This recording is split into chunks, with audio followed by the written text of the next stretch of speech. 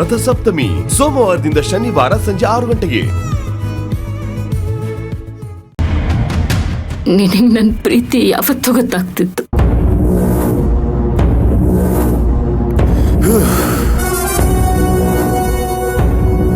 ನೋಡ, ಪದೇ ಪದೇ ಪ್ರೀತಿ ಬಗ್ಗೆ ನನ್ನ ಹತ್ರ ಮಾತಾಡಿ ನನಗ್ ಕೋಪ ಬರ್ಸ್ಬೇಡ. ಮೊದ್ಲೇ ಎಣ್ಣೆ ಏಟಲ್ಲಿದ್ದೀನಿ, ಅದ್ರ ಜೊತೆ ಕೋಪ ಬರ್ಸ್ಕೊಂಡು ಹೆಣ್ಣು ಅಂತಾನು ನೋಡ್ದೆ ಬಾಯಿಗೆ ಬಂದಾಗ ಬೈತೀನಿ. ಬೇಕಾ? ಅದಕ್ಕೆ ಅಲ್ವಾ ನಾನು ಕಾಯ್ತಾ ಇರೋದು. ನೀನು ಕೋಪದಲ್ಲಿ ನನ್ನ ಹತ್ರ ಬರಬೇಕು, ನನ್ನ ಕೆನ್ನೆಗೆ 4 ಹೊಡಿಬೇಕು, ಆ ಸ್ಪರ್ಶ ಸುಖನ ನಾನು ಸವಿಬೇಕು.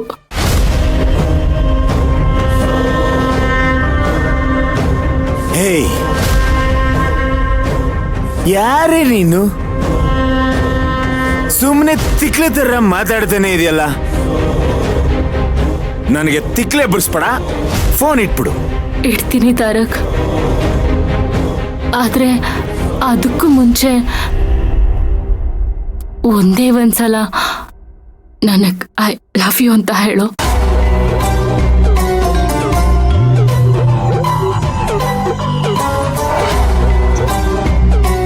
ನೋಡು, ನಾನು ನನ್ನನ್ನ ಪ್ರೀತಿಸೋದಕ್ಕಿಂತ ಹೆಚ್ಚು ನಿನ್ನನ್ನ ಪ್ರೀತಿಸ್ತೀನಿ. ಪ್ರತಿ ಕ್ಷಣ ನಿನ್ನ ಧ್ಯಾನದಲ್ಲೇ ಇರ್ತೀನಿ. ಅಷ್ಟು ಮಾತ್ರ ಅಲ್ಲ, ನಾನು ಸಾಯೋವರೆಗೂ ಹೀಗೆ ಇರ್ತೀನಿ. ಇಷ್ಟು ಪ್ರೀತಿ ಮಾಡೋ ಹುಡುಗಿನ ಬಿಟ್ಟು ಆ ಹಳ್ಳಿ ಗುಗ್ಗನ್ನ ಮದ್ವೆ ಆಗಕ್ ನಿನಗೆ ಹೇಗೋ ಮನಸ್ಸು ಬಂತು? ನನ್ನ ಹೆಂಡತಿ ಬಗ್ಗೆ ಇನ್ನೊಂದು ಸಲ ಹಾಗೆ ಮಾತಾಡಿದ್ರೆ ನಾನು ಮನುಷ್ಯನಾಗಿರಲ್ಲ.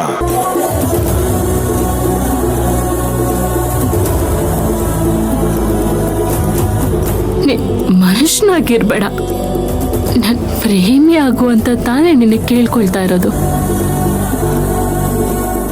ನೀನೇ ಜೀವ ಅಂದ್ಕೊಂಡ್ ಬದುಕ್ತಿರೋ ನಾನು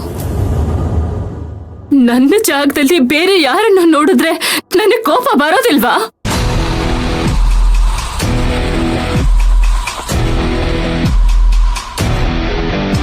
ಪ್ಲೀಸ್ ತಾರಕ್, ಈಗ್ಲೂ ಕಾಲ ಮಿಂಚಿಲ್ಲ. ಅವಳನ್ನ ಬಿಟ್ಟು ಬಂದ್ಬಿಡು.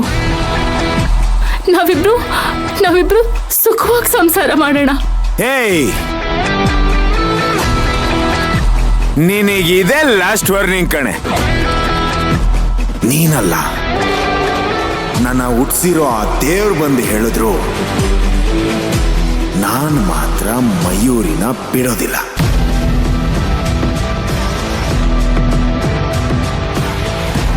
ನಾನು ಗೊತ್ತಿಲ್ಲದೆ ತಾಳಿ ಕಟ್ಟದ್ನೋ ಗೊತ್ತಿದ್ದು ತಾಳಿ ಕಟ್ಟದ್ನೋ ನನಗ್ ಗೊತ್ತಿಲ್ಲ. ಆದ್ರೆ ನಾನು ಮಯೂರಿನ ಮಾತ್ರ ಬಿಟ್ಕೊಡೋದಿಲ್ಲ. ನಿನಗೆ ತಾಕತ್ತಿದ್ರೆ ಅವಳನ್ನ ನನ್ನಿಂದ ದೂರ ಮಾಡು, ನೋಡೋಣ. It's my challenge.